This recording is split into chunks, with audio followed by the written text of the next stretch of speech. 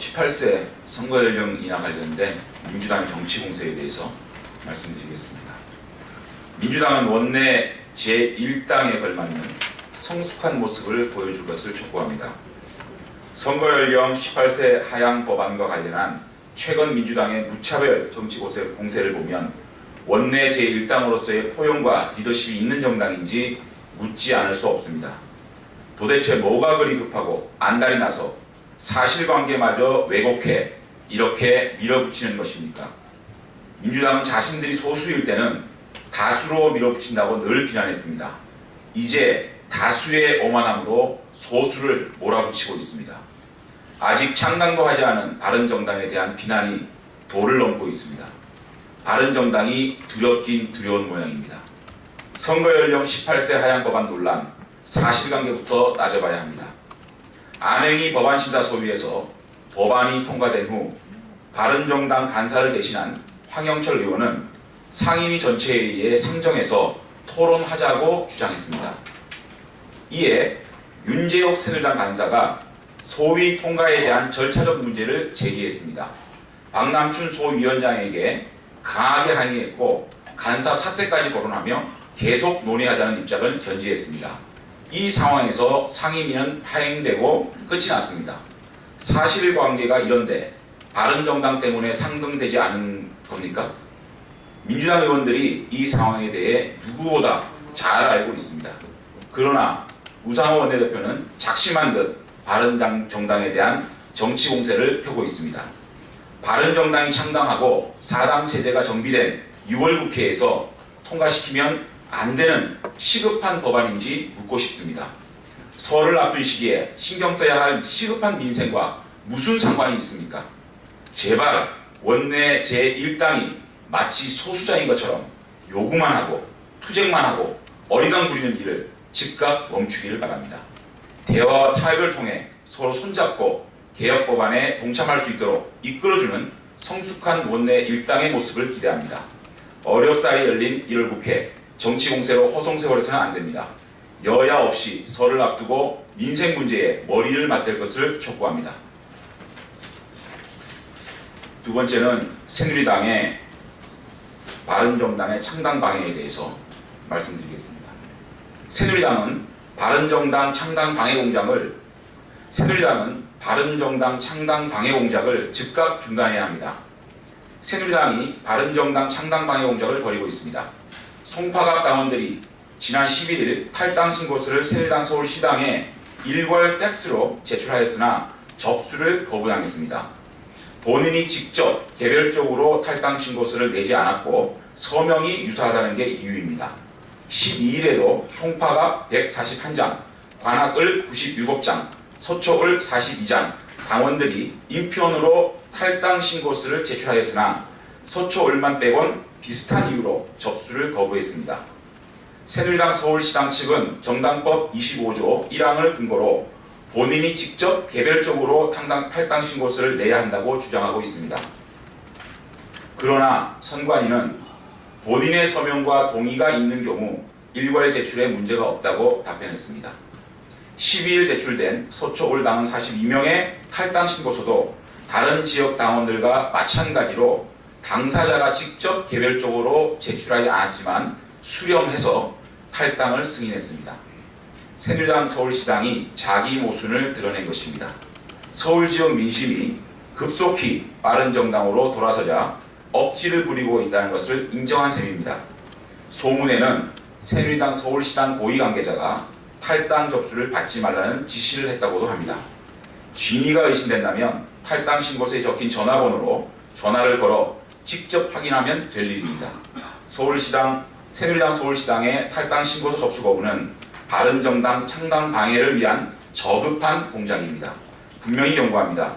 새누리당은 저급한 창당 방해 공작을 즉각 멈추십시오. K스포츠 미르재단 즉각 해체하고 출연금을 국고에 귀속시켜야 합니다. 미르재단과 K스포츠 재단이 해체는커녕 매달 2억 원에 가까운 운영비를 사용하고 있다고 합니다.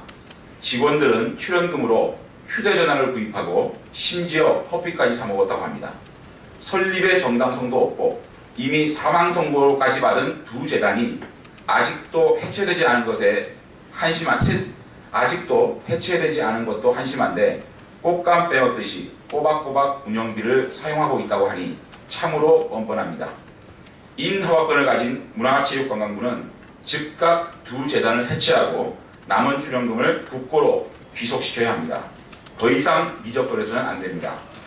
재단 설립 승인 때는 담당 공무원을 세종에서 서울시로 보내 초고속 출장 서비스까지 했던 문화체육관광부가 재단 해체에는 참으로 하세울입니다. 참으로 느긋합니다. 바른정당은 미르 K스포츠 재단 해체와 출연금 국고 귀속을 다시 한번 강력하게 촉구합니다. 오전 창준위 회의 이후에 바른정당 민생법안 제1호 법안에 대해서 정리해서 다시 말씀드리겠습니다. 바른정당은 민생법안으로 깨끗하고 따뜻한 대한민국을 만들겠습니다. 바른정당이 발기인대회 이후 처음 추진할 법안을 결정하였습니다. 첫째, 깨끗한 정책입니다. 국회의원 소환법을 추진하겠습니다. 선출직 중에 국회의원은 임기 내에 국민의 탄핵을 받을 수 없습니다. 국민들이 국회의원이 중대한 잘못을 하였을 경우 소환할 수 있도록 하여 국회의원에 대한 감시 권한을 강화하는 법안입니다. 둘째는 따뜻한 정책입니다. 일명 알바보호법입니다. 고용보험료를 내기만 하고 수급일수를 충족시키지 못해 돌려받지 못하는 아르바이트생이나 일용직에게 울타리가 되어주는 법안입니다. 셋째, 행복한 법안입니다. 일명 입시제도 변덕 방지법입니다. 정권이나 정치권의 입맛대로 입시제도가 자주 바뀌어서 우리 입시생과 학부모들의 혼란이 가중되고 있습니다. 바른정당은 예측 가능하고 안정적 입시제도를 법제화하여 입시생과 학부모들의 걱정을 덜어드리겠습니다. 넷째는 육아휴직 3년법과 육아휴직급여 60%법입니다. 유승민 의원이 제안한 유승민법입니다.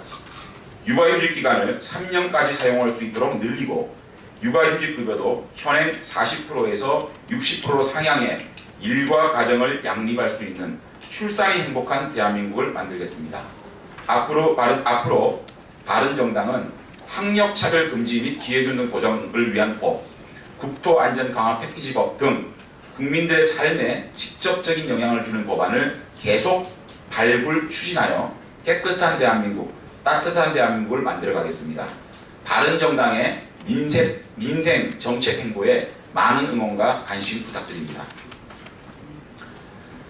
어제 야3당 사드 배치 철회 관련해서 논평하겠습니다. 문재인 전 대표는 사드 문제에 대해 분명한 입장을 밝히십시오. 민주당, 국민의당, 정의당 등 바른정당을 제외한 야3당은 어제 토론회에서 사드 배치 철회를 주장했습니다.